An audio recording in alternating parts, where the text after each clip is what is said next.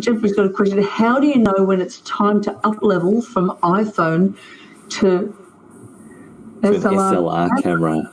Yeah. For video making? So if you're not sure what an SLR is, people watching this might want to know. It stands for single lens reflex, but it means one of those cameras like you would see someone shooting a camera with a lens on the front that you can zoom. Most of those, of even just a fairly amateur level, will do video as well.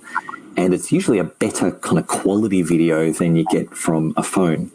Having said that, the new iPhones have amazing lenses on them. Like the camera is fantastic.